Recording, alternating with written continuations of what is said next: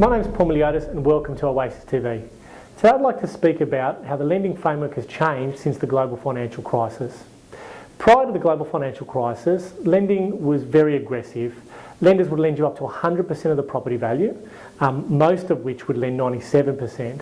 So it was very aggressive. As soon as the global financial crisis actually hit, the lending framework changed dramatically. They pulled back how much they were going to lend you to around 90% of the property value. We've now gone full circle and lenders are now offering again 97% lending products. The 100% is gone, which is great. However, we still have options to lend up to 97% of the purchase price for owner-occupiers. Interestingly, it seems though that Australians' risk profile has actually decreased. While those lending products are still available where you can borrow 97%, it seems that we're saving more before we're jumping into buying a house, which is great. The amount of people that borrowed above 80% of their purchase price actually increased slightly from 34.2% to 34.8% of total home loans. However, in the most risky segment, which is above the 90% borrowing, so when you're borrowing above 90% of your purchase price, the proportion of home loans actually decreased to 13.5%, which is the lowest level since late 2011. While I'm a true believer that whenever we're borrowing above 90% of the purchase price, we should try to avoid that space as much as we possibly can.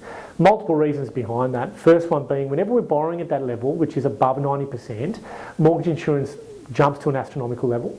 And second of all, and most importantly in my view, if you have to, for whatever reason, fire sell your property and you borrowed above 90% and the actual property market decreases, we're at risk that we don't have enough money to pay back the loan. So our buffer is reduced.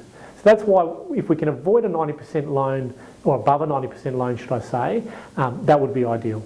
I do believe, however, that the 97% segment, or the borrowings above 90%, while it is risky, it does suit certain borrowers in certain times. You may remember Oasis TV last week where I spoke about the first home buyer segment and how difficult it has been for them to enter the market. Their proportion of home loans, which is normally at a market level of about 20% of all home loans into the market, it's decreased substantially to about 12.5% of all mortgages. Now, if the 97% high LVR segment was not available and we couldn't borrow that high, I dare say that that segment of the borrowers would actually decrease even further, which is problematic.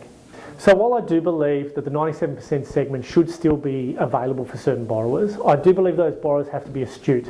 They should be accelerating the repayments and limiting their risks so they can pay off their mortgages as quickly as possible. So in summary, while those opportunities to borrow above 97% or at 97% are still there, it's really good to see that Australians are saving a little bit more before they are going and purchasing a house. That's it from me from Oasis TV for this week. I'll see you next week.